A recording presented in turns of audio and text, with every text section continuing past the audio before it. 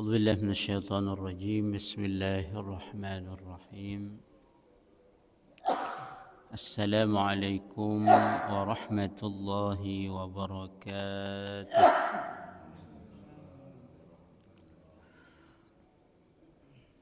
الحمد لله رب العالمين، وبه نستعين على أمور الدنيا والدين. أشهد أن لا إله إلا الله وحده لا شريك له، وأشهد أن نبينا محمدا عبده ورسوله. اللهم صل وسلم على سيدنا محمد وعلى آله وصحبه أجمعين. أما بعد. Hadirin jamaah salat subuh rahimakumullah. Alhamdulillah, saya mengajak kita semua mari senantiasa menghaturkan puji-puja syukur kita kehadirat Allah Subhanahu wa taala. Alhamdulillah atas karunia iman, karunia Islam, kesehatan dan keafiatan sampai saat ini, yang mudahan senantiasa Allah anugerahkan kepada kita sampai di mana mudahan kita senantiasa berada di dalam iman dan Islam sampai wafat kita. Begitu pula dengan dekatnya bulan Ramadan,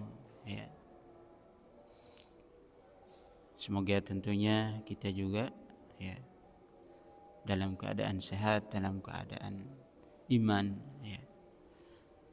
penuh semangat.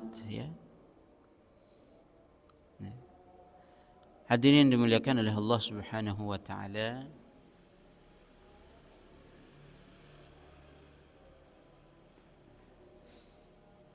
Dari peristiwa yang terjadi dalam sirah nabawiyah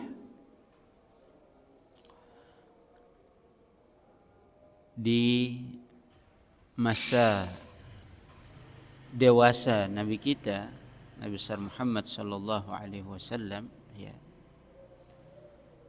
di umur 15 tahun katanya, di dalam kitab sirah Ar-Rahiq Al-Makhtum disebutkan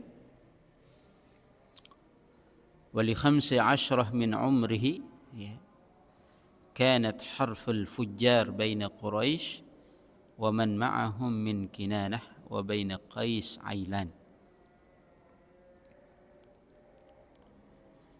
Jadi terjadi satu peristiwa peperangan di antara kaum Quraisy, yaitu kaumnya sendiri, antara kaum Quraisy dengan Qais Ailan.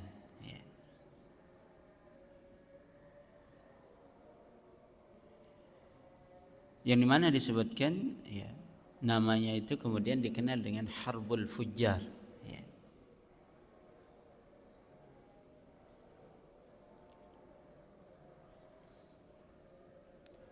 Ini salah satu dinamakan dia dengan Harbul Fujjar, di mana kata fujjar itu fajar, fajara yafjuru, itu artinya durhaka. Jadi artinya durhaka. Li harbil fujjar lintihaki hurumatil haram wal ashhuril haram fiha. Lantaran adalah Qais Ailan itu dia yantahik, yaitu melakukan hal yang mencederai, ya kan, mencederai kehormatan bulan haram dan kehormatan bulan haram dan al-haram sendiri, yaitu tanah haram, ya. Waqad hadara hadzal harb Rasulullah sallallahu alaihi wasallam, ya. Wa kana yanbudu ala umumatihi ay yujahhizu lahumun nabl lirrami. Jadi adalah beliau Nabi kita sallallahu alaihi wasallam hadir di saat peperangan itu, dan adalah beliau yang menjadi penyedia, ya, lemparan, ya, alat-alat lemparan. Pada saat itu kan salah satu senjata masyarakat konvensional dalam peperangan itu kan lempar batu, ya. Nah, beliau ya bersama umumatuhu, katanya, bersama paman-pamannya, ya, dari pihak laki, ya, saudara-saudara dari pamannya dan yang bersambungan dengannya, ya. Artinya baik saudara paman atau saudara bapak juga, mereka juga punya sepupu, gitu kan. Itu bahasanya umum, ya, pokoknya paman-paman, gitu kan, ya. Tidak hanya dalam satu tingkatan, ya, bahwasanya bapaknya punya ini, gitu. Nah, hadirin dimuliakan Allah Subhanahu wa taala, ini di dalam Sirah Nabawiyah Ar-Rahiq wal Makhtum dikatakan terjadi pada tahun ke-15 dari umur beliau, yaitu peperangan kemudian disebut dengan peperangan Al-Fujjar. Jadi Fujjar itu artinya sekali lagi adalah, ya, durhaka, ya, rajulun fajirun, ya, laki-laki yang durhaka, membuat dosa, ya, membuat kesalahan. Latar belakangnya itu adalah di mana Bani Qais, ya, kabilah Qais itu, ya, mereka mencederai, ya, kehormatan dari bulan haram, ya, dan tanah haram.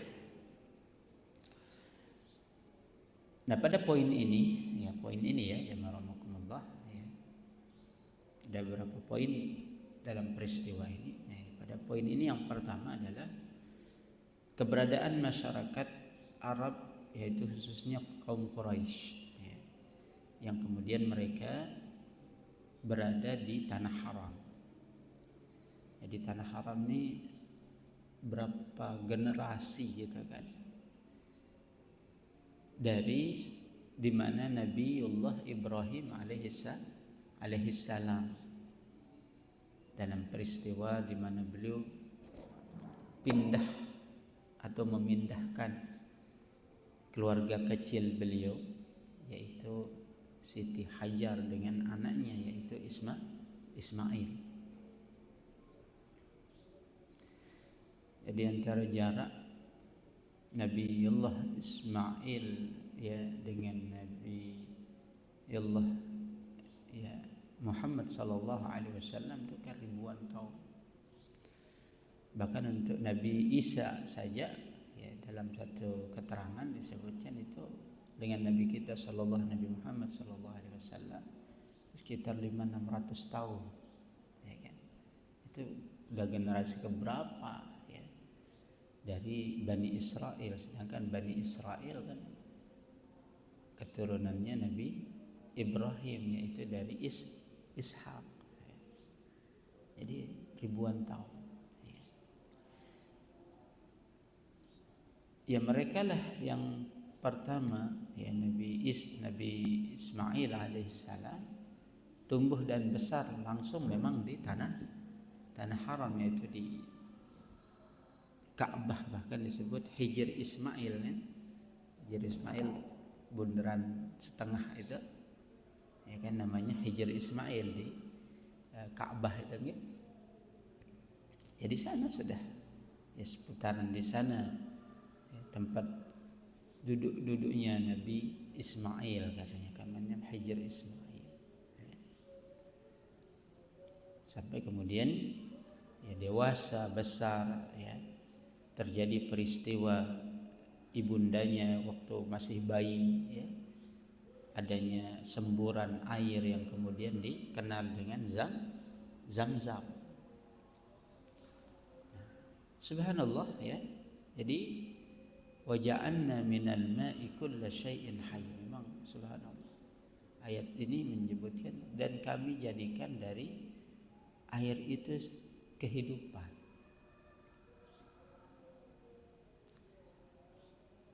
Katanya kemudian mulai tidak beberapa saat ya, tidak beberapa jauh dari lembah itu ya, 3 mungkin jarak 1 kilo apa gitu kan. Jadi orang yang berada di dalam perjalanan melintasi gurun itu ya melihat ya hewan yang tentunya pertanda ada kehidupan tuh ya, mereka mengelilingi suatu tempat menunjukkan seperti burung ya, menunjukkan di sana ada sumber air gitu. Lalu kemudian mereka cari dan mereka sangat ahli di bidang itu ya, orang dalam perjalanan gitu kan mesti keahlian tertentu ya, sebagai orang backpackeran lah gitu kan kalau sekarang ya. Begitu juga sebagai orang yang ahli di dalam perjalanan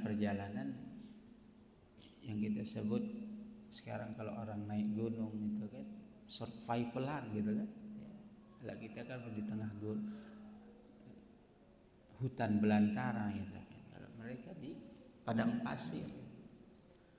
Sehingga kemudian singkat cerita bahwasanya ditemukanlah sumber air itu. Dan ya kebiasaannya lah gitu kan, orang sama-sama memiliki juga etika ya, cara gitu kan ya, karena juga mereka berada di kebiasaan juga banyak sebelumnya yang mungkin hidup begitu di tengah-tengah padang pasir gitu kan. Sehingga etika mereka ya melihat ada air kemudian ada orang di sana gitu, maka mereka pun ya, meminta izin untuk bisa mendapatkan paling tidak pertama mengambil air di tengah gurun yang begitu sangat jauh gitu kan untuk melakukan perjalanan.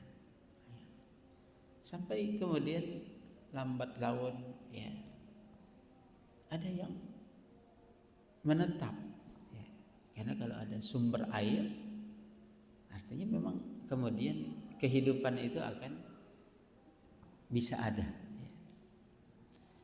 Jamaah rahimakumullah, saya coba menanya IA gitu kan. Ya walaupun itu bisa saja dicari di berita ya. Kenapa populasi masyarakat Arab atau mungkin secara spesifik misalkan Saudi, bayangkan luas gurun itu kan yang sekarang semenanjung Arab Saudi, itu masyarakat mau Uni Emirat Arab, UAE, Qatar gitu, populasi penduduknya itu ya, tidak sepesat populasi masyarakat kita di Indonesia. Di tahun 60 kita bayangkan masih berjumlah misalkan 100 juta. Sekarang sudah 270 juta, gitu kan? Berapa kali lipat. Ternyata setelah saya tanya, salah satu faktornya itu memang sumber air. Orang tidak banyak membuat istilah sekarang itu kan, orang berani diam di satu tempat lalu kemudian beranak pinak. Memang itu adalah sumber air pertama yang dicari kan. Dan masya Allah pesatnya itu. Ini Saudi hanya memiliki populasi 30 juta, ya, sebesar itu. Makkah kemarin saya coba browsing, populasi jumlah penduduk aslinya misalkan Makkah itu hanya 2 juta, ya. Madinah itu 500.000 kayak kota Mataram gitu. Tapi luasnya begitu luar biasa, ya kan? Ya, konsentrasi itu tidak ada yang membuat misalkan sebuah tempat baru, enggak ada. Ya, kita bayangkan berapa pesatnya ini, ya, baik perumahan dan yang lainnya. Ya, itu populasi Indonesia tadi 50 tahun itu sudah 100, ya, jutaan gitu, subhanallah. Dan terus menyebar gitu kan. Ya. Sekali lagi itu adalah faktor air itu sendiri, ya. Sehingga jadilah kemudian nama dari tempat itu dinamakan dengan Makkah, diambil dari Bakkah, ya. Dan Bakkah itu artinya ya rumah tua, dan dialah Ka'bah itu, yang mana kemudian setelah dewasanya Nabi Ismail alaihissalam, kemudian ya datanglah perintah, dan itu rahasia gitu kan. Kenapa beliau disuruh untuk mendiamkan anaknya, istrinya di sana gitu kan. Ternyata itulah pondasi, ya, Baitullah, ya, tempat di mana katanya malaikat ketika turun ke bumi dia meminta kepada Allah Subhanahu wa taala di mana tempat mereka menjadikan poros bumi itu untuk mereka beribadah, bertawaf sebagaimana yang dilakukan di langit itu yang disebut dengan Baitul Ma'mur. Okay? Baitul Ma'mur. Ya. Maka katanya kemudian Allah perintahkan mereka di sini, yaitu letaknya di Ka'bah itu sendiri. Ya. Posisi itu jemaah. Turunlah Nabi Adam, kemudian ternyata ya, selanjutnya berlanjut cerita bumi itu dengan inni ja'ilun fil ardi khalifah. Allah kemudian menjadikan di bumi ini pengganti. Allah jadikan pemimpin untuk mengelola bumi. Ada dramanya gitu kan, katanya bahwasanya Nabi Adam diturunkan di India, ada kan ya India ke Saudi itu ya sekitar 2000 kiloan juga gitu kan. Tapi dramanya itu ya walaupun disebutkan ya. Sampailah kemudian mereka tertuju bertemu katanya di semenanjung Arab itu. Ya. Ada yang mensinyalkan kemudian itu di Arafah gitu kan. Ya. Maka tertuju, dan memang itu adalah hidayah Allah gitu kan. Nah, siapa yang Allah inginkan padanya petunjuk, ya dia akan diberikan jalan sampai kemudian di mana mereka menetap. Dan katanya di sanalah ya para nabi keturunannya Nabi ya Adam alaihissalam sampai kemudian peristiwa ya yang disebut dengan peristiwa kiamat kecil yang terjadi di masa Nabi Nuh alaihissalam.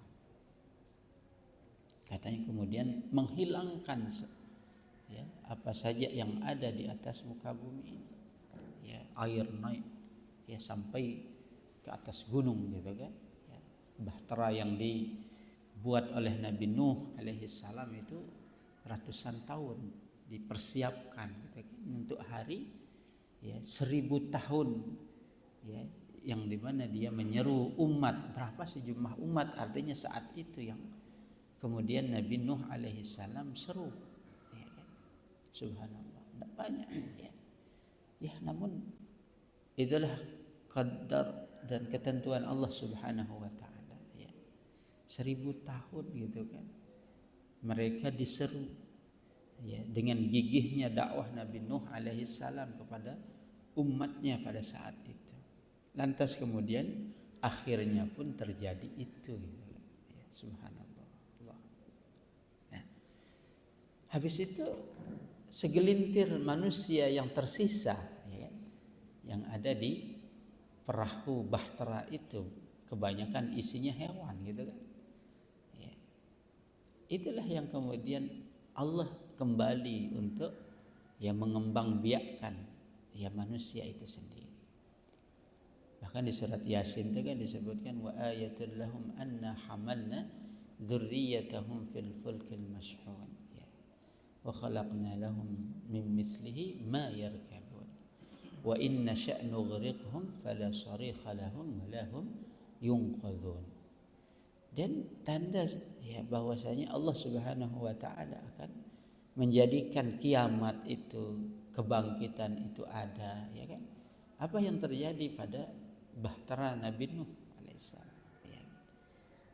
Itulah tanda salah satunya kalau mereka merenunginya. Allah jadikan ada yang hidup lalu kemudian ya mati yang lain. Dan bahkan Allah mampu untuk kemudian menenggelamkan itu juga, ya. Apa yang ada di dalam bahtera itu pun kemudian ikut mati.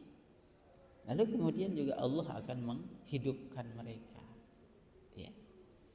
Akan berkembang biak lagi manusia dengan izin Allah Subhanahu wa taala. Nah, jamaah rahimakumullah, jarak Nabi Nuh kemudian ya melahirkan Nabi Ibrahim alaihissalam, lalu kemudian sampai kepada ya, Ibrahim lagi ya dalam peristiwa itu diperintahkan untuk menempati tempat itu. Sampai umur katanya Nabi Ismail ya beranjak dewasa bisa diperintah ya disuruh untuk misalkan udah bisa angkat batu gitu kan. Allah memerintahkan wa idz yarfa'u Ibrahimul qawa'ida minal baiti wa Ismail. Ketika Allah Subhanahu wa taala yang merintahkan kepada Nabi Ibrahim untuk menaikkan pondasi Ka'bah itu, ya pondasinya masih ada ya malam.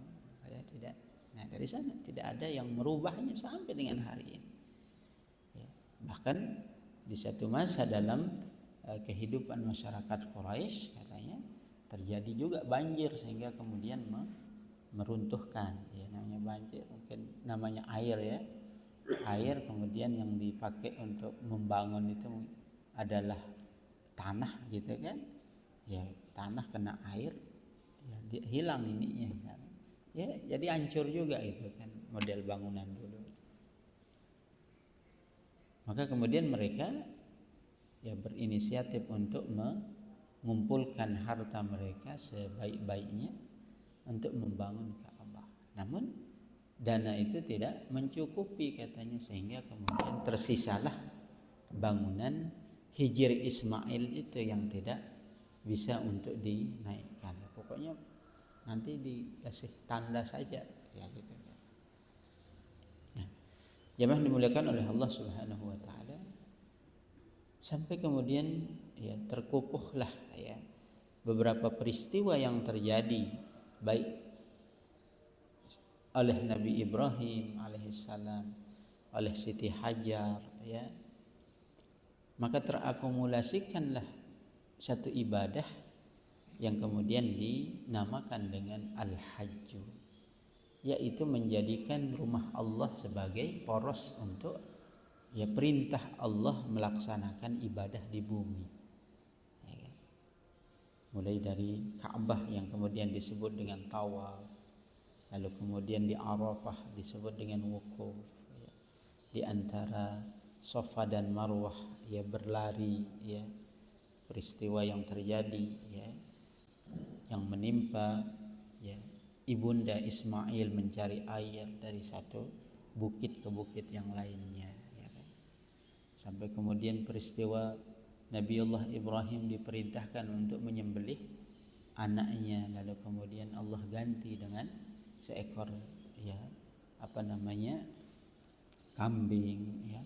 Peristiwa di mana beliau tergoda atau digoda oleh setan untuk melaksanakan eksekusi perintah Allah Subhanahu wa taala, maka kemudian dia melempar setan tersebut.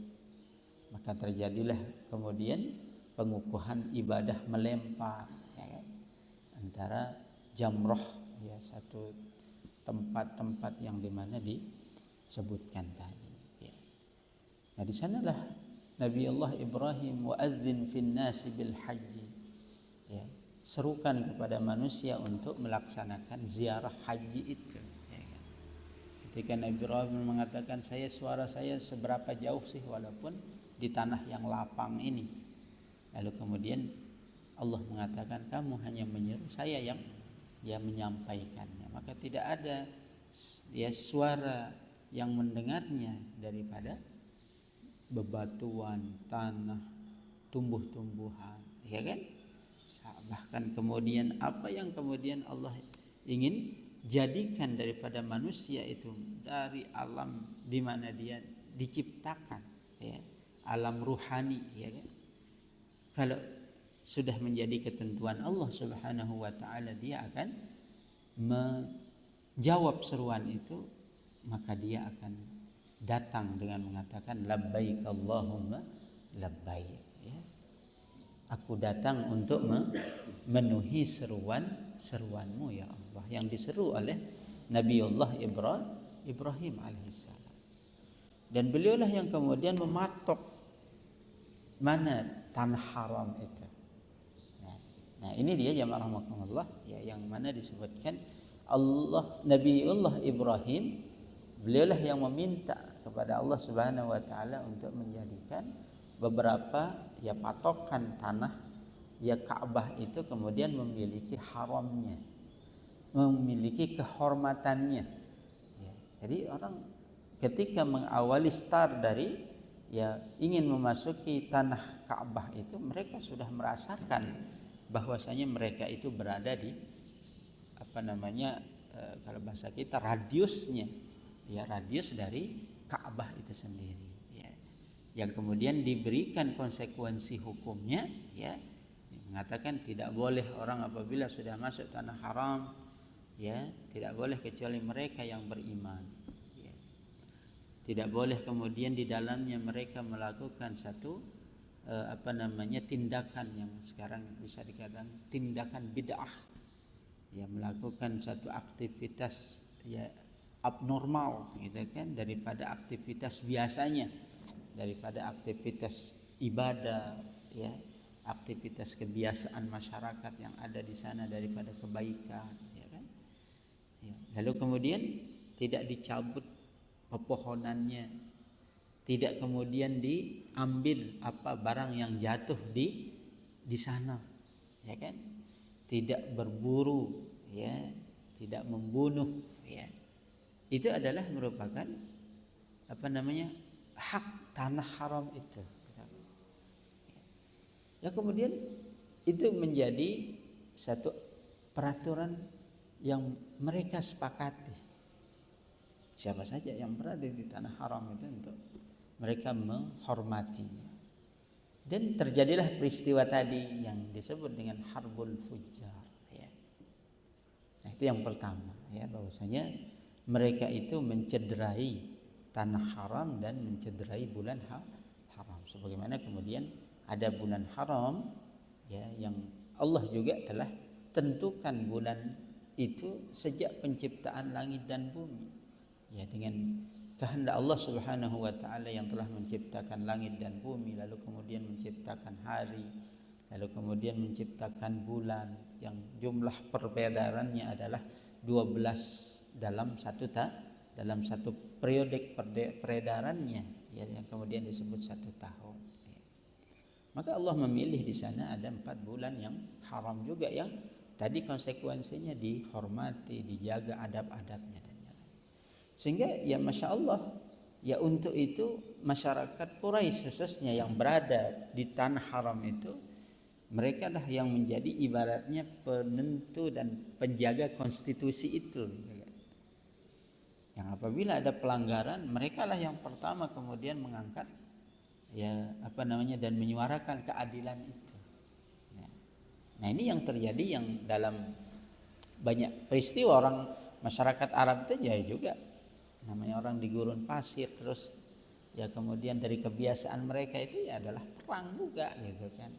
Salah satu sedikit dari permasalahan mereka ya mereka saling angkat senjata gitu kan.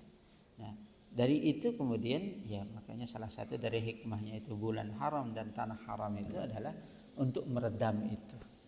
Ketika bulan haram itu adalah peristiwa akan terjadinya perjalanan ibadah haji, maka orang kemudian menjaga ya orang yang berada di dalam perjalanan itu tidak mengganggu mereka gitu kan. Ya itu adalah memang peraturan sosial yang kemudian mereka sepakat. Nah, maka sekali lagi ketika itu dicederai, maka masyarakat Quraisy lah yang pertama ya menuntut keadilan itu ya. Kenapa? Ya. Nah, jamaah rahimakumullah ya. Jadi itu peristiwa yang menunjukkan bahwasanya masyarakat Quraisy baik secara kelompok kemudian mereka itu adalah masyarakat yang tadi kita sebut penjaga konstitusi haram itu gitu kan. Maka terjadilah harbul fujar tadi ya. Kemudian yang kedua jamaah rahimakumullah ya, keberadaan katanya baginda Rasulullah sallallahu alaihi wasallam hadir di sana. Nah, ini satu poin yang harus kita pahami ya. Katanya baginda Nabi sallallahu alaihi wasallam ya terjaga kan, beliau kan terjaga dari kecil beliau, dewasa beliau 40 tahun itu sebelum kenabian, artinya beliau dalam posisi juga terjaga oleh fitrah dan terjaga dengan izin Allah Subhanahu wa taala, tidak hadir dalam satu peristiwa-peristiwa yang sia-sia kemudian kalau disebut nanti ketika beliau diutus sebagai nabi. Ya bayangkan juga peristiwa misalkan di masyarakat Arab itu peristiwa sendagurau ya, hal-hal yang melalaikan itu ada sebagaimana ada masyarakat kebiasaan kita ya kan. Adanya misalkan pasar malam, nah bahasa kita kan gitu kan, dengan segala macam hal-hal yang dilakukan di sana misalkan gitu kan ya, baik yang baik ataupun yang imbas dari ya pasar malam itu kan banyak gitu kan. Ada bisa orang mabuk-mabukan gitu kan, ada peristiwa-peristiwa kelakaran yang kemudian bisa saja itu baik dan buruknya itu ada gitu kan ya, pentas-pentas ya suatu di masyarakat itu ya biasa. Nah makanya katanya Nabi kecil Nabi Muhammad sallallahu alaihi wasallam katanya beliau sebelum namanya anak gitu kan, katanya hadir kadang di suatu waktu dari pasar malam, tetapi katanya beliau sampai di sana tertidur katanya kan, tertidur. Ini sekali poin di mana bahwasanya pun kehadiran beliau kalau seandainya itu sebagai bagian dari perjalanan anak-anak gitu kan. Namun poinnya bahwasanya dia itu tidak kemudian menyaksikan, tidak kemudian mendengarnya ya kan. Karena kemudian sekali lagi katanya berikutnya kan menjadi satu berita bahwasanya saya tidak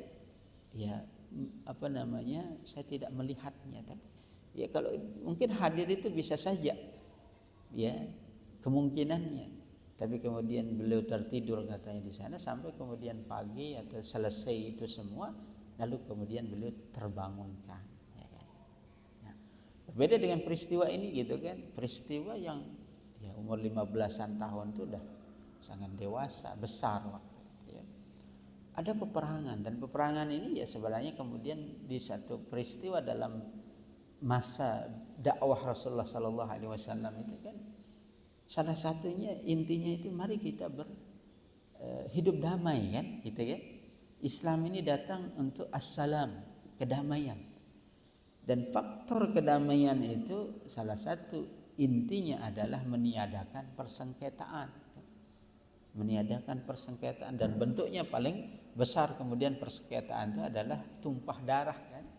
Ya, bunuh membunuh, yang itu kita sebut dengan peperangan. Baik dalam skala kecil, kadang orang per orang, lalu kemudian keluarga dengan keluarga, sampai kemudian klan dengan klan, suku dengan suku dengan suku. Itu Islam meminimalisir itu. Sehingga makanya ketika Islam datang mengawalinya itu man qala la ilaha illallah usima minni dima'ahum wa amwalahum wa irdahum. Siapa yang mengucapkan la ilaha illallah ini, itu adalah jaminan dari Allah untuk dia terjaga hartanya, terjaga kehormatannya, ya, dan terjaga darahnya. Tiga penjagaan yang inti ya daripada hak azazi manusia itu sendiri gitu. Itu diberikan perlindungan, darahnya, nyawanya, ya, hartanya, kehormatannya. Ya. Nah, makanya peristiwa-peristiwa kemudian pembelaan 3 poin ini gitu ya, rahmatullah, di dalam Islam itu menjadi perhatian yang sangat luar biasa. Ya kan? Sehingga pun kalau itu sebelum datangnya Islam, katanya kalau sesudah Islam pun nanti, kalau itu pun terjadi, katanya baginda Rasulullah SAW, kalau saya diseru, diajak untuk melakukan peristiwa semisal peristiwa ini, membela kebenaran, ya, menegakkan keadilan, siapapun itu, ya, pun terjadi di masa jahiliyah, kalau saya diajak untuk kemudian bertahaluf, kalau bahasa kita sekarang itu berdiplomasi, untuk kemudian diajak dan kemudian menjadi sekutunya, maka saya siap untuk ikut mensukseskannya. Ya, subhanallah. Nah, makanya tadi disebutkan hadirnya beliau di dalam peperangan Harbul Fujjar itu kemudian untuk menunjukkan bahwasanya membela kebenaran, membela keadilan, menegakkannya itu adalah kewajiban kapanpun, dan itu adalah akhlak manusia itu sendiri. Nah, jadi poin di sini adalah poin kemudian di mana ketika hal itu, ya, hadirnya baginda Rasulullah SAW bersama paman-pamannya untuk mengikuti, ya, satu peristiwa pembelaan dari tanah haram dan membela, ya, Syahrul Haram. Dan makanya kemudian dalam peristiwa berikutnya setelah Nabi SAW dipilih sebagai seorang nabi, kan, pertama kali daripada peristiwa peperangan itu dipicu karena, ya, pemahaman yang mereka salah pahami tentang bagaimana memposisikan Syahrul Haram itu, gitu kan, dan tanah haram itu. Tanah haram ini sekali lagi adalah puncak daripada penghormatannya, adalah kehormatan hamba Allah untuk memuliakan Allah di Ka'bahnya, kan. Ternyata kemudian masyarakat Quraisy itu menjadikan Ka'bah itu bukan poros untuk beribadah, falyabudu rabb hadzal bait. Namun kemudian mereka melakukan aksi-aksi kesyirikan di sana. Ya. Melakukan aksi kesyirikan. Dalam surat Al-Anfal, ya, disebutkan wa ma kana salatuhum indal baiti illa muka'an wa tasdih. Ya, tidaklah kemudian bentuk dari apa yang mereka katakan bahwasanya mereka mengagungkan rumah Allah atau salat kemudian disebut beribadah, itu tidak lain hanyalah sedang seperti mereka bertepuk sendagurau, tepuk ria saja, gitu kan. Muka'an wa tasdih. Ya. Itu yang mereka lakukan. Nah, tentunya itu sangat jauh dari makna beribadah itu. Ya kan? Nah, makanya ketika mereka menyatakan bahwasanya kami sangat berhak, ya, dengan penguasaan Baitullah atau Mekah itu sendiri, Allah membantahnya. Ya. Aja'altum siqayatal haji wa siqayatal haji wa imaratal masjidil haram kaman amana billahi wal yaumil akhir wa jahada fi sabilillah. Apakah kalian mau samakan, ya, keberadaan kalian katanya adalah orang yang menyediakan minum, ya, menjadi fasilitator untuk menjaga bangunan Ka'bah, ya kan, dan masyaril haram, ya. Itu sama dengan orang man amana billah, orang yang beriman betul pada yang punya rumah ini, amana billah wal yaumil akhir, dan dia beriman kepada hari akhir, wajahada fi sabilillah, dan kemudian mereka berjihad di jalan Allah. La yastawun, tentunya itu tidak sama. Nah, makanya jemaah rahimakumullah, sekali lagi, ketika kemudian Rasulullah kembali ke Mekah untuk mengambil Ka'bah, ya, untuk kemudian mengembalikan orang-orang yang beriman, yang utuh murni keimanannya, untuk menjadikan rumah Allah itu poros ibadah yang murni. Itulah dia alasannya. Ya kan? Allah memerintahkan ini rumahnya, namun kemudian terjadi banyak ya kesalahan di sana, ya, terjadi banyak kesalahan. Sehingga kemudian itulah yang menjadi pemicu dan penggerak kemudian Rasulullah Shallallahu Alaihi Wasallam kembali, ya. Karena tidak bisa dihapus salah satu dari ketentuan yang sudah ditentukan, peribadatan manusia itu dijadikan porosnya di Ka'bah, dan Ka'bah itu ada di Mekah. Makkah kemudian menjadi sebuah qura, yaitu perkampungan yang dikuasai oleh sekelompok masyarakat yang ada di sana. Makanya katanya, dan sekali lagi, haram yang artinya haramullah itu adalah murni, adalah milik Allah, tidak ada penguasaan di sana katanya. Maka ketika Rasulullah SAW hadir pada Fathu Makkah, ketika masyarakat kemudian dikumpulkan di sana yang sudah tunduk dengan hukum yang katanya hukum Muhammad sallallahu alaihi wasallam, beliau mengatakan tidak ada yang menguasai tanah ini, ya, dia adalah milik Allah. Aku diberikan satu saat, katanya satu saat melakukan sebuah peristiwa, ya, untuk kemudian memberikan hukum kepada kalian. Makanya kemudian Rasulullah ketika ditanya, madza kuntu fa'ilan bikum, kira-kira apa yang akan saya lakukan kepada kalian saat ini? Nah, saat itu Rasulullah ya diberikan istilahnya hak, ya, untuk melakukan satu peristiwa penguasaan. Lalu kemudian mereka mengatakan akhun karim wabnu akhin karim, ya, anak yang baik, saudara yang baik, anak dari saudara yang baik.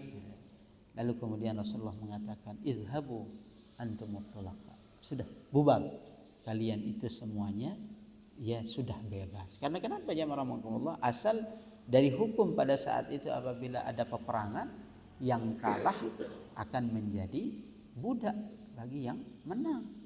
Ya, loh, bagaimana, masya Allah, ini ya saudara, ini anak saudara, ini anak kakek, begitu kan persambungannya, satu klan gitu. Masa kemudian mereka di antara mereka lalu kemudian menjadikan satu dengan yang lainnya menjadi budak. Subhanallah. Hati baginda Rasulullah Sallallahu Alaihi Wasallam yang begitu sangat luas. Ya. Makanya di awal dulu juga pada peristiwa perang Badar pertama, Rasulullah Sallallahu Alaihi Wasallam sampai mungkin ditegur gitu kan, ketika mengambil katanya opsi, gimana kalau tawanan-tawanan ini kita berikan kesempatan mereka untuk untuk mereka menebus diri mereka, ya kan? Ya, jadi siapa yang ditawan waktu peperangan Badar itu dikirimkan berita kepada keluarganya, ayo tebus ya anak sahabat famili kalian, ya. Ya begitu, sampai yang tertahan waktu itu adalah paman beliau Abbas, ya. Ya subhanallah, bagaimana coba? Nah, hadirin rahimakumullah, ya. Jadi banyak kemudian hadis yang menjelaskan dan memotivasi kita, ya, dalam membela kebenaran, dalam membela keadilan itu dalam hadis-hadis amar ma'ruf nahi mungkar, gitu, ya, tentunya memiliki keistimewaan tersendiri. Ya, kalau orang mampu untuk mencegah kemungkaran itu dengan tangannya, maka dia ya bertanggung jawab dengan tangannya. Kalau dia mampu dengan lisannya, maka nanti dia diminta pertanggungjawaban dengan kemampuan lisan yang dia miliki, sampai kemudian ketika dia memiliki hanya iman saja, begitupun itu disebut dengan adhaful iman. Nah, ini satu peristiwa jemaah rahimakumullah.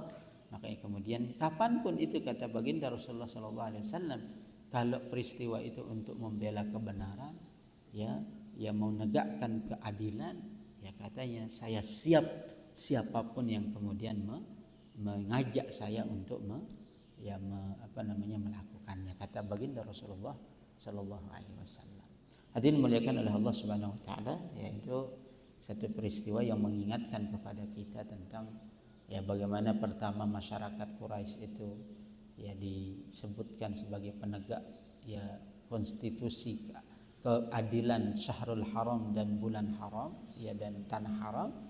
Lalu kemudian poin yang kedua adalah di mana baginda Nabi kita Shallallahu Alaihi Wasallam hadir dalam semua peristiwa yang kemudian itu menjadi sebutan yang baik, dan kemudian untuk menunjukkan apa saja yang menjadi kebiasaan kebaikan itu walaupun bukan dalam Islam itu dikukuhkan kemudian menjadi satu kebaikan ya. Makanya nanti ya ketika ya intinya itu adalah tauhid kepada Allah Subhanahu wa taala ya kan. Intinya ketika itu adalah li'ila'i kalimatillah ya. Nah, satu bagian dari itu ada kolaborasi tertentu. Kata makna i'la' kalimatillah itu adalah mengeluarkan orang atau membebaskan orang dari menzalimi orang lain ya. Dalam gambaran besarnya lagi adalah ketika hal-hal itu dibumbui dengan satu peristiwa dari peristiwa mengaku ketuhanan, lalu kemudian mengaku bahwasanya itu adalah perintah Tuhan ya, dan apalagi kemudian dibumbui dengan kesyirikan, maka itu menjadi hal yang saringannya daripada nanti misalkan berjuang ya memerangi ya, itu hal-hal yang kemudian diluruskan di dalam Islam ya.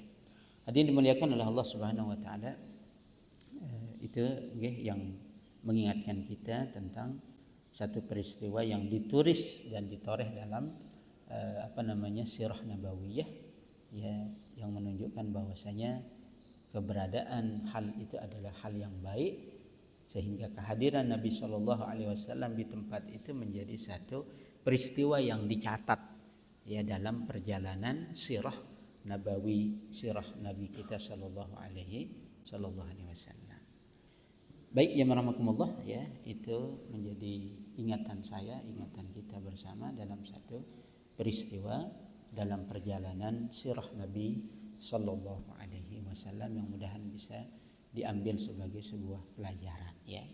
Baik kemudian itu dikukuhkan dan disempurnakan di dalam hadis-hadis Rasulullah Sallallahu Alaihi Wasallam tentang sikap kita, kemudian ya tentang tadi membela kebenaran ya, membela keadilan gitu kan ya, sesuai dengan dawabit, sesuai dengan undang-undang dan ketentuan yang disebutkan dalam hadis Rasulullah Sallallahu Alaihi Wasallam. Terima kasih, mungkin itu nggih sebagai bahan kalau sambil nanti setelah kita tutup kita kalau ada diskusi beberapa masalah ya. Alhamdulillah rabbil alamin. Assalamualaikum warahmatullahi wabarakatuh. Alhamdulillah rabbil alamin. Wassalatu wassalamu ala asyrafil anbiya wal mursalin. Allahumma la sahla illa ma ja'altahu sahla fa innaka taj'al husna in syi'ta sahla. Rabbi shrah li sadri wa yassir li amri wahlul 'uqdatam min lisani yafqahu qawli. Jamaah salat subuh yang dimuliakan oleh Allah Azza wa Jalla. Pertama-tama marilah kita panjatkan puji syukur kehadirat Allah Azza wa Jalla yang memudahkan kita melakukan salah satu ibadah yang agung. Sebelumnya salat subuh dan sekarang kita sama-sama menuntut ilmu sebagaimana sebelumnya undangan dari panitia masjid ya. Di sana dibawakan sebuah hadis yang agung ya, atas kemuliaan ilmu. Rasulullah bersabda, "Man salaka tariqan yaltamisu fihi ilman, sahalallahu lahu bihi tariqan ilal jannah." Barang siapa yang menempuh jalan guna menimba ilmu, maka Allah Subhanahu wa taala akan permudah jalannya menuju surga. Ya, semoga ya, kita di sini semuanya bagian dari itu. Ya. Kalau kita perhatikan di dalam hadis ini dengan kemaha rahimannya Allah Azza wa Jalla, ya, dikatakan di sini oleh Rasulullah SAW, Rasulullah memakai kata yaltamis, ya, yang artinya kalau kita artikan tadi, ya, menempuh jalan, man salaka tariqan yaltamisu, ya. Yaltamisu ini dari kata lamasa yalmisu yang artinya menyentuh, ya. Di sini seakan-akan Rasulullah ingin mengisyaratkan bahwa meskipun dengan upaya yang sedikit, maka fadilah ilmu itu bisa kita dapatkan, yaitu kemudahan menuju surga Allah Azza wa Jalla. Ya. Jadi meskipun upaya dalam menuntut ilmu itu sedikit, ya, tetap ganjarannya besar di sisi Allah Azza wa Jalla. Ya. Ya, contohnya misalnya mengadakan kajian-kajian pekanan, ya, seperti di masjid ini. Ya. Beda dengan orang-orang yang misalnya menuntut ilmu sehari-hari, ya, kerjaannya membaca kitab, menghadirkan muhadharah, tausiah dan lain sebagainya, seperti santri misalnya, ya. Atau mungkin dengan membeli kitab-kitab kecil, ya, kita niatkan itu untuk menuntut ilmu, maka insya Allah itu juga akan mendapatkan ganjaran kemudahan jalan menuju surga. Jadi semoga semua jamaah yang hadir pengajian di sini Allah mudahkan juga jalannya menuju surga. Tapi pada pagi atau subuh hari ini, ya, insya Allah kita akan membahas salah satu kutaib, ya, kitab kecil yang dikarang oleh atau yang ditulis oleh salah satu ulama ternama, ya, Abu Zakaria Yahya An-Nawawi, ya, yang berjudul Arba'in fi Mabanil Islam wa Qawaidul Ahkam. Ya, jadi nama asli kitab ini adalah Arba'in fi Mabanil Islam wa Qawaidul Ahkam. Cuman lebih terkenal dengan sebutan Arba'in An-Nawawi. Meskipun kitabnya kecil, ya, yang terdiri dari sekitar 43 hadis. Ya, kalau kita lihat di sana itu ada 42 hadis, tapi sebenarnya dia ada 43 hadis karena di hadis kalau nggak salah ke 27 itu aslinya ada 2 hadis. Ya, insya Allah nanti kita akan bahas sampai ke sana, semoga bisa sampai. Ya. Kemudian Imam An-Nawawi rahimahullah menjelaskan di kitabnya ini, yaitu Arba'in An-Nawawi, dari 40 hadis ini kebanyakan darinya adalah jawami'ul kalim. Ya. Hadis-hadis dari Rasulullah SAW yang tidak terlalu panjang, cuman memiliki makna yang dalam, memiliki makna yang luas, yang agung. Karena Rasulullah SAW sendiri mengatakan kalau Rasulullah itu ruziktu bijawami'il kalim. Dalam hadis riwayat Imam Bukhari, Rasulullah mengatakan kalau dirinya itu diberikan rizki oleh Allah Azza wa Jalla berupa jawami'ul kalim. Ya tadi perkataannya ringkas, padat, cuman memiliki makna yang dalam, yang luas, yang agung. Bahkan satu hadisnya Rasulullah SAW itu bisa menjadi beberapa kitab ketika disyarah, ketika dijelaskan oleh para ulama, termasuk hadis pertama yang akan kita bahas. Ya. Sudah banyak kitab-kitab yang membahas atau yang mensyarah hadis pertama dari Imam An-Nawawi ini, ya, dengan berjilid-jilid bahkan, ya. Karena memang bahasannya yang sangat luas dan permasalahan-permasalahan yang ada juga sangat banyak. Kemudian Imam An-Nawawi mengatakan di 40-an hadis yang ada di kitab Arba'in An-Nawawi ini, beliau berijtihad kalau semuanya hadisnya sahih. Ya, semua hadisnya sahih. Cuman memang ketika dipelajari lagi lebih lanjut, ya, oleh ulama-ulama setelahnya, ternyata ada sebagian sedikit, ya, yang tidak sahih, tidak sampai derajatnya sahih. Tapi masih makbul. Ya. Di dalam hadis ini dari 40-an hadis ini Imam An-Nawawi mengambil dari Imam Al-Bukhari dan Imam Muslim, ya, yang kita tahu merupakan dua imam besar al-muhaddits, ya, sekitar 29-an hadis. Ya, jadi ini sudah tidak diragukan lagi kesahihannya karena berasal dari dua imam besar al-muhaddits. Kemudian di dalam kitabnya An-Nawawi ini karena dia kecil tidak disertakan di sana sanad. Ya, sanad-sanadnya tidak disertakan dengan tujuan untuk memudahkan kita menghafal dan mempelajari kitab tersebut. Imam An-Nawawi rahimahullah wafat tahun 670 Hijriah di umur beliau yang 45, ada yang bilang 46 tahun. Ya. Tapi karena keberkahan umur beliau, ya, meskipun wafatnya bisa dibilang muda, tapi karangan beliau atau kitab-kitab yang ditulis oleh beliau itu sangat banyak, ratusan jumlahnya. Salah satunya ini. Ya. Mungkin ada ustadz juga yang membahas Riyadhus Shalihin, itu juga kitabnya Imam An-Nawawi. Ya. Jadi Masya Allah umurnya 45 tahun, cuman jasa beliau sampai sekarang masih kita pakai, ya, kita pelajari kitab-kitabnya. Ya. Betapa banyak aliran-aliran pahala yang didapatkan oleh Imam An-Nawawi sampai sekarang. Subhanallah. Kita masuk ke hadis pertama. Ya.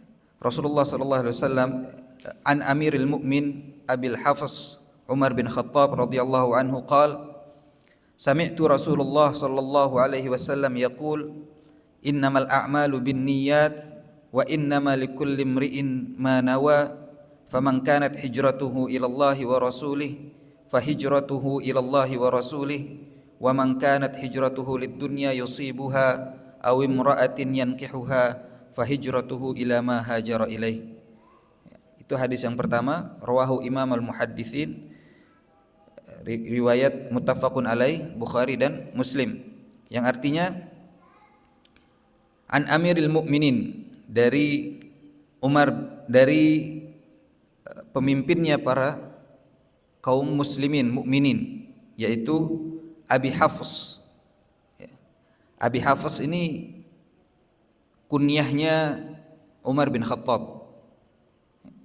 Kita tahu Hafs adalah bukan bagian dari anak-anak Umar bin Khattab, tapi beliau atau Umar bin Khattab dijuluki atau diberikan kunyah dengan kunyah Abu Hafs.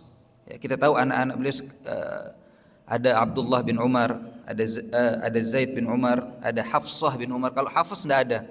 Ya. Tapi sekali lagi Umar di sini diberikan kunyah dengan sebutan Abu Hafs. Yang Hafs itu artinya singa. Ya, salah satu nama singa. Seperti Usama, seperti Asad, seperti Al-Laits, itu juga bagian dari nama-nama singa. Haidar. Ya, banyak kita lihat nama-nama kaum muslimin, ya, memakai nama-nama singa. Ya. Jadi Abu Hafs artinya adalah Abu Hafs bukan merupakan anak Umar bin Khattab. Ya. Ini menandakan dibolehkannya kita memakai kunyah selain nama anak kita.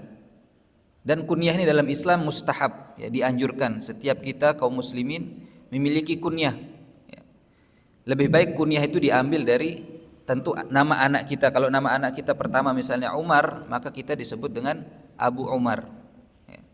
Atau nama anak kita misalnya Muhammad, kita disebut dengan Abu Muhammad. Ya. Baik itu anak kita yang perempuan maupun yang laki. Ya. Anak kita bernama Abu Khadijah misalnya, kita bisa dipanggil Abu Khadijah. Ya. Ini hukumnya mustahab, ya, dianjurkan. Dan sekali lagi tidak mesti nama anak sebagaimana Umar bin Khattab. Banyak dari para sahabat kunyahnya bukan dari nama anaknya sebagaimana Umar bin Khattab, dan misalnya juga Abu Hurairah. Abu Hurairah itu nama kucing, ya. Disebut Abu Hurairah karena memang beliau suka kucing.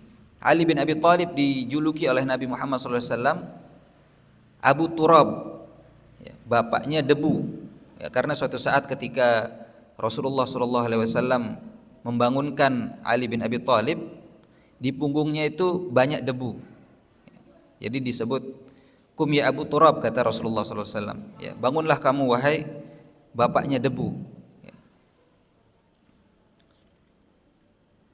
Taib Umar bin Khattab, semua kita tahu, salah satu pimpinan kaum muslimin setelah Abu Bakar As-Siddiq. Mencintai beliau adalah bagian dari agama, ya, bagian dari iman, dan membenci beliau kebalikannya adalah bagian dari kemunafikan, waliyadzubillah. Kemudian hadis ini, hadis yang mulia ini, innamal a'malu binniyat, ya, disebutkan di sini di kitab ini diriwayatkan oleh dua imam muhaddits yang tadi kita bahas sebelumnya, Bukhari dan Muslim. Disebutkan imam di sini karena memang ilmunya yang tinggi dan hafalannya yang mutqin. Ya. Kemudian disebut imam di sini karena memiliki dua kitab, ya, tersahih setelah Al-Quran. Ya. Dua kitab yaitu Sahih Muslim dan Sahih Bukhari yang tidak diragukan lagi kebenarannya, ya, setelah Al-Quran. Hadis ini berbicara, ya, masalah niat dalam beramal. Ya. Kalau Imam Ahmad mengatakan ada 3 pondasi dalam Islam dalam hal beramal yang harus diperhatikan dalam setiap amalan kita. Yang pertama hadis ini, innamal a'malu binniyat, ya, setiap amalan itu tergantung dengan niatnya. Kemudian yang kedua hadis dari Aisyah radhiyallahu anha, man amila amalan laisa fihi amruna fahuwa rad. Ya. Barang siapa yang melakukan suatu amalan yang bukan berasal dari kami, maka amalan tersebut tertolak. Hadis riwayat Muslim. Dan pondasi yang ketiga, ya, hal yang perlu kita perhatikan ketika beramal adalah hadis dari Nu'man al-Bashir, ya. Innal halala bayyin wa innal harama bayyin wa bainahuma umurun mutasyabihat. Sesungguhnya perkara yang halal itu jelas dan perkara yang haram itu jelas, dan di antara keduanya terdapat perkara-perkara yang samar, yang tidak jelas, tidak diketahui oleh mayoritas manusia. Ya. Hadis ini ada sebenarnya juga terdapat di hadis ke-6 nanti di kitab ini, yaitu Arba'in An-Nawawi. Insyaallah kita akan bahas lebih lanjut. Ya. Jamaah yang dimuliakan oleh Allah Azza wa Jalla, kita kembali ke matan hadisnya, innamal a'malu binniyat wa innama likulli imri'in ma nawa. Sungguhnya setiap amalan tergantung dengan niatnya, dan sesungguhnya setiap orang akan mendapatkan sesuai dengan apa yang dia niatkan. Ya. Lafaz hadis ini terdapat 2 pemberitahuan. Ya. Yang pertama tentang hukum pemberitahuan tentang hukum amalan, yaitu harus dengan niat. Ya. Innamal a'malu binniyat, sesungguhnya setiap amalan itu harus dengan niat. Pemberitahuan yang kedua tentang hukum syariah atau syariat tentang pelaku amalan tersebut. Ya. Wa innama likulli imri'in ma nawa, dan setiap orang itu akan mendapatkan ganjaran sesuai dengan apa yang dia niatkan. Ya. Jadi sekali lagi, ya, innamal a'malu binniyat itu mengatakan kepada kita, memberitahukan kepada kita atau menjelaskan kepada kita bahwa amalan itu harus disertai niat. Wa innamal likulli imri'in ma nawa, ya, menjelaskan kepada kita kalau setiap kita akan mendapatkan apa yang kita niatkan atau sesuai dengan yang kita niatkan. Ya.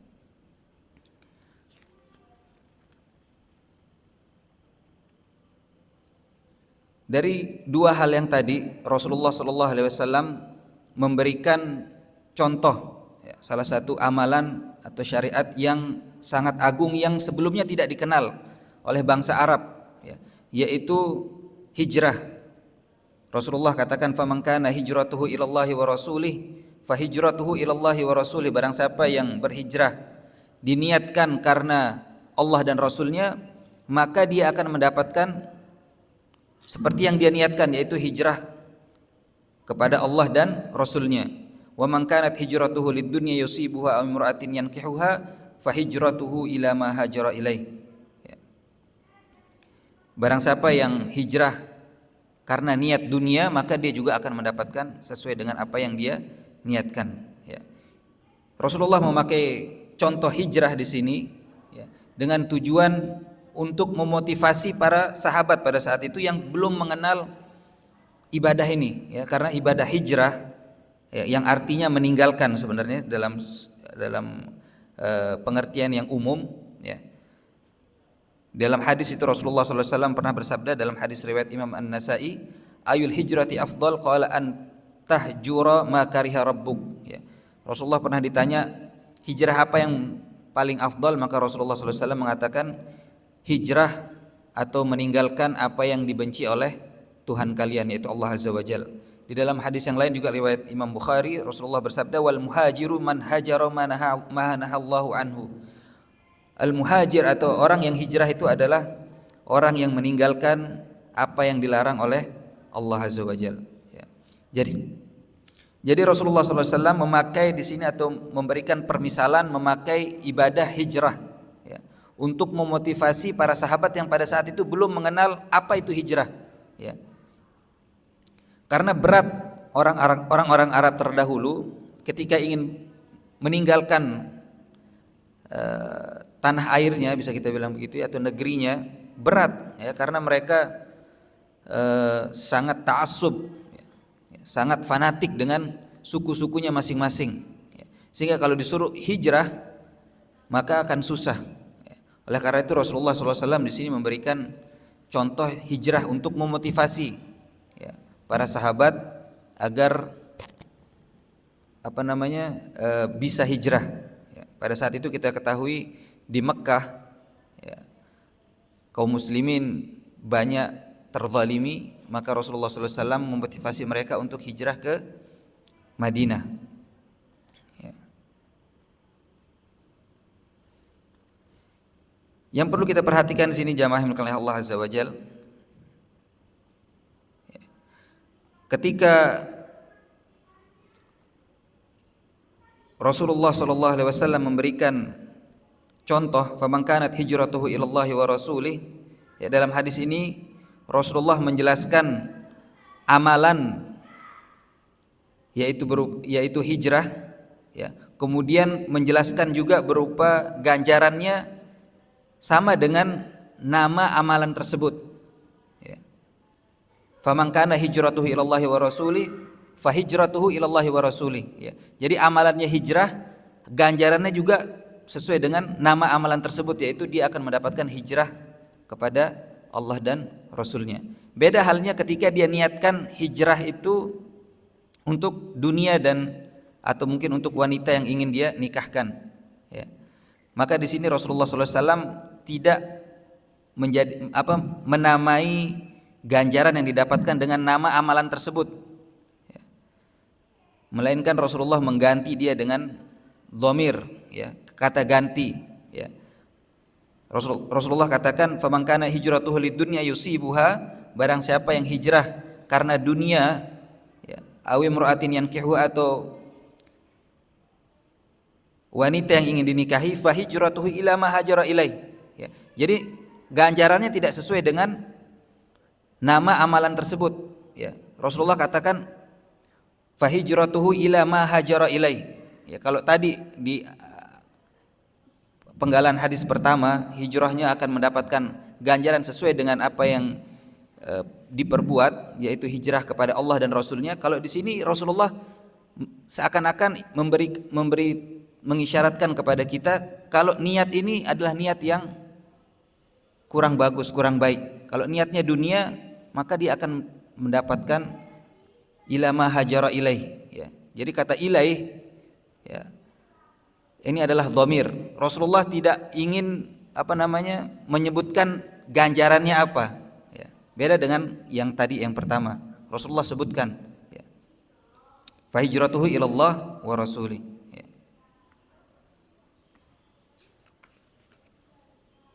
Jamaah yang dimuliakan Allah Azza wa Jalla ya. Di dalam hadis ini juga terdapat pelajaran ya, Rasulullah mengingatkan kita atas atau waspada terhadap dunia dan wanita yang terkadang bisa membelokkan niat lurus kita yang semulanya ingin karena Allah, tapi terbelokkan karena fitnah dunia dan fitnah wanita. Ya, dalam Al-Quran itu dalam surat Al-Baqarah Allah Ta'ala berfirman, atastabdiluna alladhi huwa adna billadhi huwa khair. Ya, apakah kalian ingin memilih mengambil sesuatu yang rendah, ya, sebagai pengganti sesuatu yang lebih baik, yaitu akhirat.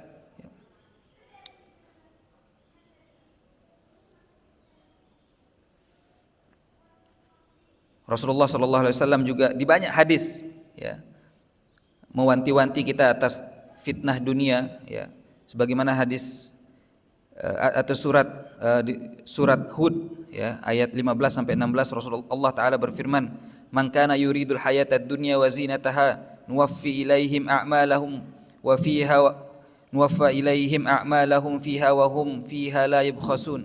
Barang siapa yang menghendaki kehidupan dunia dan perhiasannya, niscaya kami berikan kepada mereka balasan pekerjaan mereka di dunia dengan sempurna, dan mereka di dunia itu tidak akan dirugikan.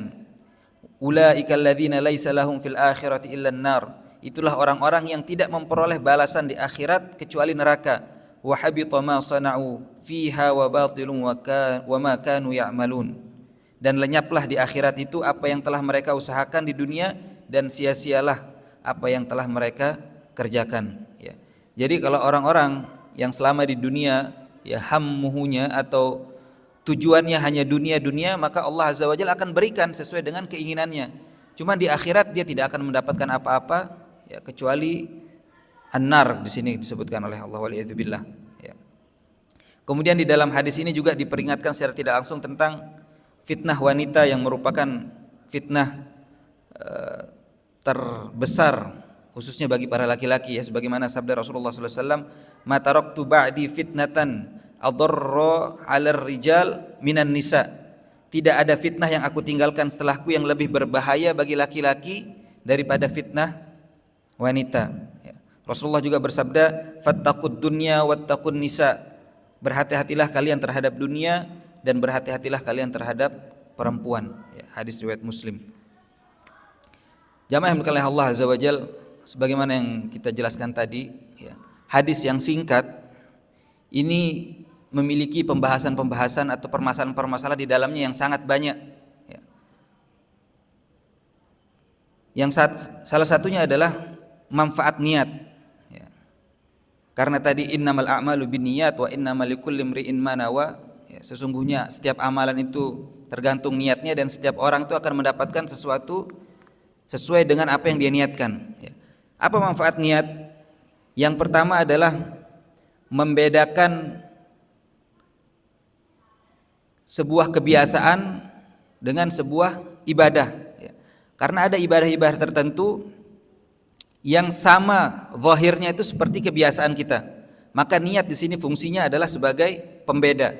Contohnya misalnya mandi, ya, ketika mandi junub misalnya, sama zahirnya seperti mandi biasa, ya, kita basahin kepala sampai ujung kaki, kita sampoan, kita, ya. Cuman mandi junub itu bernilai pahala di sisi Allah Azza wa Jalla, ya. Dan mandi biasa tidak bernilai pahala. Apa yang membedakan? Niat, ya. Duduk di masjid misalnya, sama dengan orang yang duduk misalnya kecapean istirahat duduk, sama dengan sama keadaannya dengan orang yang misalnya niatnya untuk iktikaf. Sama-sama duduk, zahirnya terlihat sama, cuma niatlah yang membedakan antara pahala atau ibadah dan sebuah kebiasaan. Begitu juga misalnya orang yang menahan lapar karena diet misalnya, atau karena pengobatan, ya, sama orang yang puasa. Jadi sama-sama zahirnya menahan lapar dan dahaga, cuma satunya mendapatkan pahala, yang satunya tidak. Itu manfaat niat yang pertama. Kemudian yang kedua, manfaat niat adalah membedakan ibadah yang satu dengan yang lainnya. Contohnya misalnya tadi sholat subuh sama sholat qabla subuh, ya. Sama-sama 2 rakaat, ya, sama-sama pergerakannya dari takbiratul ihram sampai salam. Cuman yang membedakan antara yang keduanya adalah niat. Yang satu diniatkan karena diniatkan sholat qoblal fajar, yang satu sholat fajar, ya. Salah satunya sholat sunnah, yang satunya sholat wajib. Ketika orang misalnya ketiduran tidak sholat zuhur dan tidak sholat asar, ya. Kemudian dia bangun, ya, dia sholat, dia qadha sholatnya, sholat zuhur dan sholat asar, ini sama-sama 4 rakaat, pergerakannya juga sama dari awal sampai akhir, maka niatlah di sini yang membedakannya. Ya. Itu manfaat niat yang kedua.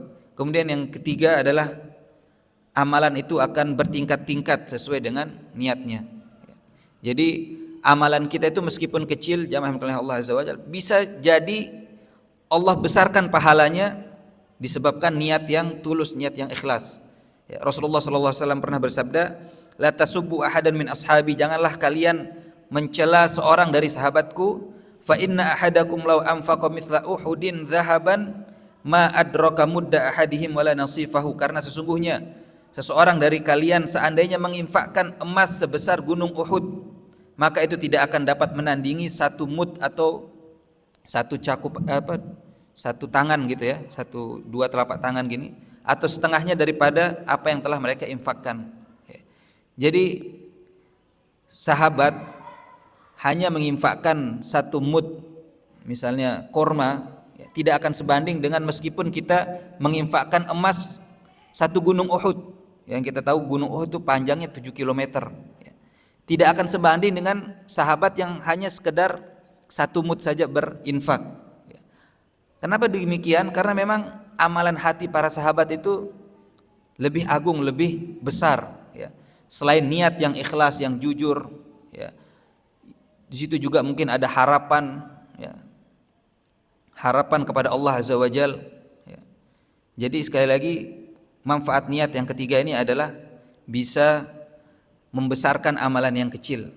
Begitu juga sebaliknya, dia bisa mengecilkan pahala amalan yang besar. Jamaah yang oleh Allah Azza wa Jal, banyak sekali permasalahan di sini. Mungkin kita akan cukupkan ada 3 permasalahan, ya, 3 pembahasan. Ya, kemudian kita mungkin adakan tanya jawab, ya Ustaz. Baik. Di dalam hadis ini, jamaah yang oleh Allah Azza wa Jalla, innamal a'malu binniyat wa innamal likulli imri'in ma nawa. Kita masih di potongan hadis pertama tentang niat, belum masuk ke hijrahnya. Ya. Innamal a'malu binniyat, setiap amalan pasti dengan niat. Ya. Di sini ada 2 keadaan niat. Ya, Allah Azza wa Jalla. Ini mungkin agak rumit sedikit, ya. Mungkin karena bahasa saya yang kurang ini jelas, ya. Di sini ada 2 niat. Dari 2 hadis ini bisa kita ambil pelajaran. Di sini sebenarnya ada 2 niat, ya. Pertama adalah niat ketika beramal, ya. Yaitu diambil dari kata-kata Rasulullah SAW, innamal a'malu binniyat. Ini adalah niat ketika ingin beramal. Kemudian yang kedua, niat. Ya, tadi kalau yang pertama itu adalah niatnya langsung diiringi ketika kita beramal. Ya. Jadi maksudnya di sini adalah ketika kita sholat misalnya, ya, niat itu sudah ada langsung di saat kita beramal. Ya. Karena mustahil misalnya kalau kita datang dari rumah, ya, kita sudah wudhu di rumah, kita niat mau sholat subuh di sini, terus kita di sini ternyata nggak sholat subuh. Ya. Misalnya kita di sini sedekah atau dan lain sebagainya misalnya. Jadi yang pertama, ya, niat itu ada di setiap amalan, dan inilah yang dimaksud dengan ulama-ulama fikih ketika menjelaskan masalah niat. Yang dimaksud dengan niat itu adalah niat yang pertama itu, ya. Niat itu sudah ada di setiap amalan yang kita kerjakan. Kemudian yang kedua, niat itu tidak mesti ada di setiap amalan, tetapi dia harus diusahakan, dia harus di manage di hati kita. Inilah yang dimaksud dengan keikhlasan. Ya. Kalau ini masalahnya berhubungan dengan akidah. Ya. Inilah makna potongan hadis wa innamal likulli imri'in ma nawa. Sesungguhnya setiap orang itu akan mendapatkan sesuai dengan yang dia niatkan. Ya, maka niat atau jenis niat yang kedua ini lebih utama kita perhatikan, karena niat yang pertama itu tidak kita ucapkan pun sudah ada di dalam hati kita sebenarnya secara nggak sadar. Ya. Ketika kita puasa misalnya Bapak, ya, kan itu kita diwajibkan niat. Ya. Cuman nggak perlu kita atau mungkin harus ucapkan, ya, nawaitu shauma ghadin. Ya, kita bangun sahur itu sudah merupakan niat kita untuk puasa. Ya. Karena setiap amalan itu pasti dia diiringi dengan niat. Sebagaimana tadi kata Rasulullah, innamal a'malu binniyat, semua amalan itu pasti dengan niat. Ya. Kalau kita tidak melakukan niat, kalaupun bisa kita tidak melakukan niat, ini karena tidak bisa tergambarkan seseorang melakukan sesuatu tanpa niat, itu nggak bisa tergambarkan. Kalaupun bisa dilakukan, maka yang dia dapatkan hanya rusaknya amalannya saja. Beda halnya dengan jenis niat yang kedua. Kalau dia tidak memanage hatinya, ya, kemudian dia terjerumus kepada riya misalnya, ya, dia tidak ikhlas, maka pertama rusaknya amalan tersebut, yang kedua dia akan mendapatkan dosa atas riya yang tadi, ya. Dosanya double dan lebih besar. Maka ini hati-hati, ya, kedua-duanya kita harus perhatikan. Kemudian jamaah yang dimuliakan Allah Azza wa Jalla, para ulama sepakat letak niat itu di hati. Ya, jadi kita tidak perlu takalluf, tidak perlu membebankan diri kita setiap amalan kita harus niatkan pakai lisan, karena lisan itu bukan kerjaannya untuk niat. Ya. Jadi niat itu letaknya di hati. Tinggal kita untuk mendapatkan pahala dari Allah Azza wa Jalla, kita memanage hati kita agar tetap ikhlas lillahi ta'ala.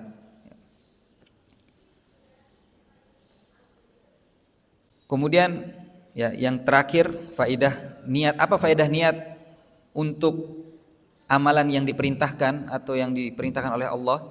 Maka yang faedah niat di sini adalah untuk mendapatkan pahala. Ya. Jadi atau syarat sahnya pahala, ya. Manfaat niat untuk amalan yang diperintahkan kita kerjakan, maka untuk mendapatkan pahala. Kemudian faedah niat untuk amalan yang disuruh kita untuk tinggalkan, ya. Bukan syarat sahnya amalan tersebut, ya. Niat dalam sesuatu yang diperintahkan kita untuk meninggalkan, ya, itu bukan syarat sah amalan tersebut, ya. Cuman kita tetap disuruh niat ketika meninggalkan sesuatu atau larangan untuk mendapatkan pahala, ya. Maksudnya di sini, misalnya seseorang seumur hidupnya tidak pernah mencuri, ya. Dia nggak pernah niatkan itu, ya. Bukan berarti amalannya tidak sah, ya. Tetapi dia baru akan mendapatkan pahala kalau dia niatkan dia tidak mencuri itu karena Allah Azza wa Jalla. Kemudian faedah niat tentang hal-hal yang mubah. Apa manfaat niat tentang hal-hal yang mubah? Yaitu bisa menjadikan amalan yang tadinya tidak berpahala di sisi Allah, ya, karena mubah itu kan jamaah yang dimuliakan Allah Azza wa Jalla, tidak ada perintahnya dalam agama. Mubah itu adalah ketika kita melakukan sesuatu tidak dapat pahala, kalau kita tinggalkan tidak dapat dosa juga. Cuman ternyata amalan mubah ini bisa bernilai pahala di sisi Allah Azza wa Jalla. Dan subhanallah, kalau kita lihat keseharian kita itu kebanyakan amalan-amalan mubah, didominasi dengan amalan-amalan mubah. Dan dengan amalan-amalan mubah inilah kita baru bisa merealisasikan firman Allah, wa ma khalaqtul jinna wal insa illa liya'budun. Ya. Tidaklah aku menciptakan jin dan manusia kecuali untuk beribadah kepadaku. Ya. Yang namanya tujuan hidup, jamaah yang dimuliakan Allah Azza wa Jalla, tujuan utama hidup kita kan untuk ibadah. Ya. Yang namanya tujuan utama seharusnya kita kerjakan itu lebih banyak daripada yang bukan tujuan utama kita, ya. Cuman kalau kita kalkulasikan ibadah kita sehari-hari gitu, kira-kira berapa? Sejam mungkin atau 2 jam maksimal, ya. Dibandingkan dengan 24 jam yang Allah berikan sehari, waktu kita sehari, ya. Susah kita merealisasikan, ya, wa ma khalaqtul jinna wal insa illa liya'budun, ya. Satu-satunya cara adalah kita membalikkan amalan yang mubah tadi bernilai pahala juga, bernilai ibadah di sisi Allah Azza wa Jalla, yaitu dengan niat, ya. Yang tadinya misalnya tidur mubah tidak bernilai pahala, ya. tidur mubah. 8 jam kita tidur, 8 jam kita nggak dapat pahala. Cuman kalau kita niatkan, seperti misalnya niatnya untuk membugarkan kita ketika kita bangun, kita bisa lebih semangat sholat subuh, lebih kuat sholat subuh, ya. Maka tidur kita yang 8 jam tadi akan bernilai pahala di sisi Allah Azza wa Jalla. Makan minum seperti itu juga, ya.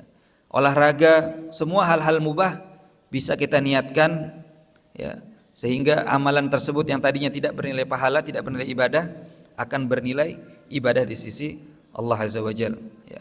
Sekali lagi jamaah yang dimuliakan Allah, amalan mubah ini mendominasi waktu sehari kita, ya. Maka sangat rugi kalau kita tidak niatkan dia dengan niat yang baik sehingga kita mendapatkan pahala darinya. Karena sekali lagi Rasulullah SAW pernah bersabda, la tazulu qadama 'abdi yaumil qiyamah hatta yus'al an arba'. Ya, kaki seorang hamba itu tidak akan bergeser ketika yaumul hisab nanti sampai dia akan ditanya 4 hal. Yang pertama adalah tentang umurnya dipakai untuk apa. Ya. Kalau kita tidak memanfaatkan niat ini untuk melakukan amalan-amalan mubah bernilai pahala, maka banyak umur kita ini akan sia-sia, ya. Mungkin pembahasan kita untuk hari ini sampai sini. Jamaah Allah, mohon maaf kalau kepanjangan, ya. Allah barik fiik. Izin jadi moderator sebentar. Syukron jazakallahu khairan atas ilmu yang telah disampaikan Ustaz. Semoga kami bisa mengamalkannya. Amin. Baik, untuk selanjutnya kita masuk ke sesi tanya jawab, ya. Yang terkait dengan bahasan ataupun yang tidak. Mungkin ada yang bertanya atau saya duluan lah yang merangsang bapak-bapak untuk bertanya.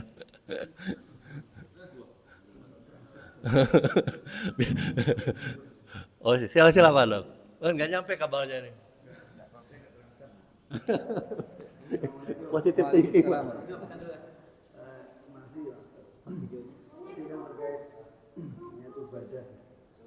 Ibadah kan memang kita ini kan agak sedikit kalau hanya full ibadah ritual dari yang kemudian yang jam.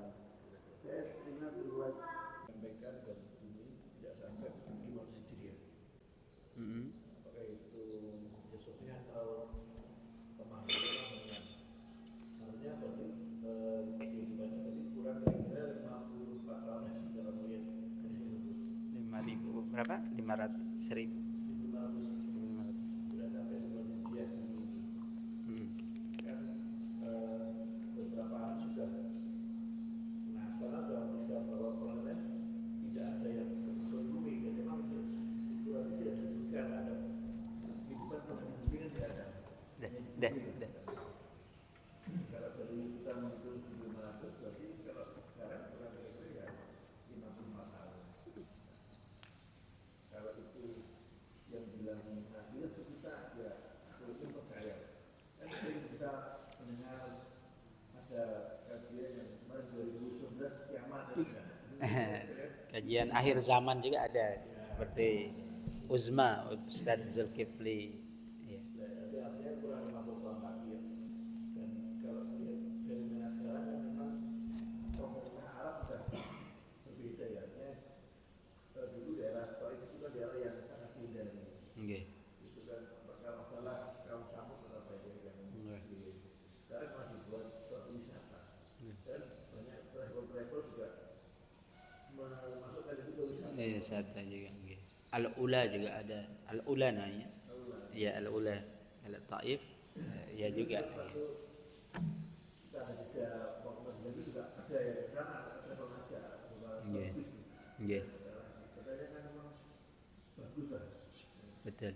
Kalau kita sekarang adanya apa pangeran Arab yang memasukkan walaupun bukan di Madinah yang di wilayah lain itu gimana? Bismillahirrahmanirrahim. Memang salah satu inti kedatangan Nabi ini kan beliau berada di akhir zaman, ya. Sampai kemudian beliau mengilustrasikan beberapa ilustrasi tentang dekatnya kiamat itu kan. Ana wa as-sa'ah, ya kan, saya dengan datangnya kiamat itu ya seperti ini, jari ini gitu kan, sangat dekat. Jadi tidak ke sini gitu kan. Ini kan masih berjalan begini gitu kan. Sangat dekat sekali. Tapi sekali lagi memang masalah dekat ini tidak ada yang bisa menentukannya, detiknya, masanya gitu kan secara detail. Itu adalah rahasia Allah. Itu yang pertama menjadi fikih Ahlus Sunnah wal Jamaah, ya. Sebagaimana dalam firman Allah, yas'alunaka 'anis sa'ati ayyana mursaha fima anta min dzikraha ila rabbika muntahaha. Jadi ricuh juga waktu itu ketika Rasulullah sallallahu alaihi wasallam, saya sampaikan kepada kalian bahwasanya hari kiamat itu ada. Ricuh orang. Bahkan kemudian yang paling nyeleneh itu kapan ayo kapan. Nah, gitu kan? Kapan ayo kapan gitu kan. Sampai kemudian menjadi satu meme yang dijadikan sebagai ungkapan, ayo kalau saya tidak mau beriman ayo datang. Nah, seperti itu kan, ya. Tapi datangnya Rasulullah sallallahu alaihi wasallam sebagai munzir, innama anta munzir, engkau itu hanya memberikan peringatan bahwasanya hal itu akan datang, ya kan? Bukan untuk menentukan masanya. Kalau masanya, waktunya itu adalah rahasia Allah. Maka ketika Jibril datang mengatakan, ya, apakah kiamat itu gitu kan, ya. Lalu kemudian apa tanda-tandanya katanya kan. Lalu Rasulullah mengatakan yang bertanya itu lebih tahu tentunya akan kapannya katanya, bahkan ya, wa ma asyratus sah. Kalau begitu sebutkan saya bagaimana ciri tanda dekatnya kiamat itu, ya kan? Nah, lalu kemudian disebutkan oleh baginda Rasulullah SAW berapa peristiwa-peristiwa yang itu adalah merupakan tanda kiamat itu sendiri. Nah, ya rahmakumullah, ya, ya salah satunya ya misalkan tanda besarnya itu adalah ketika matahari terbit dari barat, ya kan? Bagaimana peristiwa itu bisa terjadi? Ini matahari selalu ada di timur, lalu kemudian dia akan terbit dari ufuk barat, ya kan? Dan kemudian terjadinya di hari Jumat, ya kan? Ya. Sampai ada orang yang coba-coba melogikannya kan. Gimana hari kiamat itu ya kayak puasa ini misalnya, kayak mungkin kita sholat kan ini berjarak waktu ini kan. Apa nanti kiamat itu sekalian dia juga berjarak katanya kan. Mungkin yang di Eropa belakangan karena terbitnya belakangan katanya, gitu kan. Kita misalkan nih yang di Eropa nih kan belakangan dia terbit. Nanti kalau dia yang terbitnya dari timur, kita kan belakangan nih jadinya paling barat timurnya kan kiamat. Bagaimana itu gitu. Sampai saat ini juga dilihat Allah Ta'ala alam kalau kemudian Allah menjadikan dia sekali tampak kemudian terbit gitu kan. Jadi peristiwa itu kemudian dikenal, diketahui. Ya, kalau sekarang kan kalau bumi ini dilapangkan gitu kan bahasanya, kita bisa melihat sunset semua orang sama gitu kan. Ya sebagaimana kemudian ketika Allah Subhanahu wa taala menjadikan peristiwa, ya, makanya dalam Al-Qur'an surat Al-Qari'ah wa ma adraka ma yauma yakunun nas, ya, yauma idzin tuhadditsu akhbaraha, ketika bumi itu menceritakan apa yang diinginkan oleh Tuhannya, ya kan, bi anna rabbaka auhalaha. Ayo bumi, kalau Allah kemudian merintahkannya rata kalian, ya. Jadi manusia itu melihat yang di timur dengan yang di barat itu sama, ya kan, itu pertama.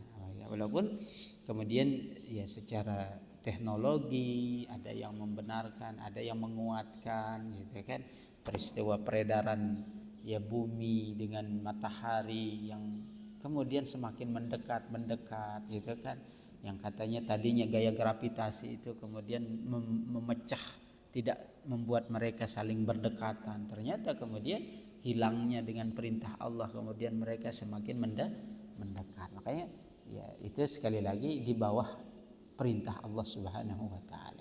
Namun sekali lagi bahwasanya untuk memprediksi beberapa hadis yang disebutkan kita harus kembali kepada apa yang disebutkan dalam Al-Quran, bahwasanya untuk memprediksi masa waktu detailnya itu tidak bisa, dan Rasulullah tidak menyebutkan itu, ya, tidak menyebutkan itu, namun memberikan pertandanya, ya, pertandanya bahwasanya ya dengan peristiwa-peristiwa ini menunjukkan kedekatan hari kiamat, ya, itu pun disebut dekat, ya kan, bukan pada titik puncaknya kemudian terjadilah, nah, kan, terjadilah kiamat itu, ya. Namun kalau terjadilah kiamat itu ya dengan ya apa yang menjadikan matahari itu terbit dari memang analisa-analisa itu sekali lagi mungkin kalau untuk menguatkan akidah dengan dalam konteks ya kita mengatakan umur umat ini dia pendek umur ya boleh saja, tapi dengan menentukan mengatakan 5.000 ya 1.500 itu kan memang dalam kapasitas boleh saja, tapi untuk kemudian mengatakan akhir bumi tidak bisa seperti itu ya, dalam konsep keimanan kita tentang hari kiamat itu sendiri, ya kan. Makanya akidah Ahlus Sunnah wal Jamaah menjadikan hal itu adalah bagian yang gaib, yang dimana itu adalah di bawah sebagaimana sebenarnya lebih cepat juga, ya kan, lebih cepat. Kenapa harus nunggu sekian? Allah lebih juga mampu kalau kemudian dengan membahasakan mempercepatnya gitu kan, ya, ketika Allah Subhanahu wa ta'ala. Namun segala sesuatu itu sudah tercatat, segala sesuatu itu sudah di bawah ya perintah Allah Subhanahu wa ta'ala untuk mencatatnya. Ya, intinya mungkin komentar kami Pak Dok, jadi pun kalau ada ya ditelusuri misalkan dari beberapa kalimat Rasulullah SAW bahwasanya generasi ya sama seperti umur umatku antara 60 dengan 70 gitu kan, ya sebagaimana mungkin ya bahwasanya kiamat itu ketika mungkin diprediksikan misalkan ya dengan membaca beberapa literasi yang Rasulullah menyebutkan bahwasanya masa umat ini ada masa keemasannya, setelah itu ada masa keterpurukannya, setelah masa terpuruk lagi ada masa keemasan,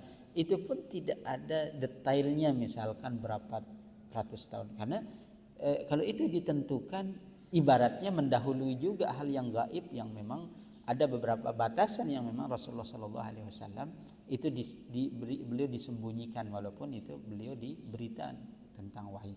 Sama seperti misalkan yang diyakini oleh akidah Syiah, misalkan bahwasanya Muhammad akan sesudah ada Muhammad ini jadi khalifah, sesudah ini ada khalifah, sesudah ini jadi misalkan 12 khalifah katanya itu ini dia.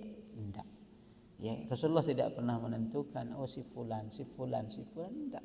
Udah urusan ini kemudian diserahkan kepada Allah Subhanahu wa taala. Manusia mereka sebagaipun dia adalah seorang nabi ya di bawah aturan Allah Subhanahu wa taala. Terima kasih, mungkin kita nanti akan perdalam ya ketika mungkin membahas beberapa hal yang salah satu ketika mengerucut misalkan hal itu kemudian tentang mengingat hari kiamat, mengingat hal-hal yang terjadi tentang itu.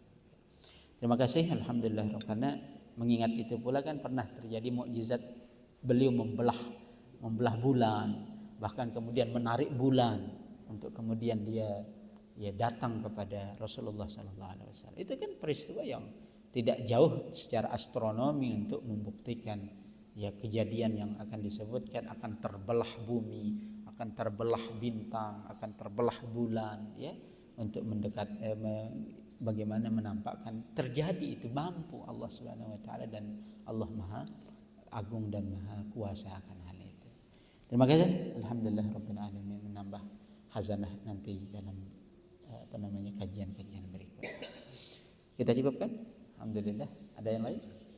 Ada? Apa? Cukup? Silahkan. Ngeri? Terima kasih.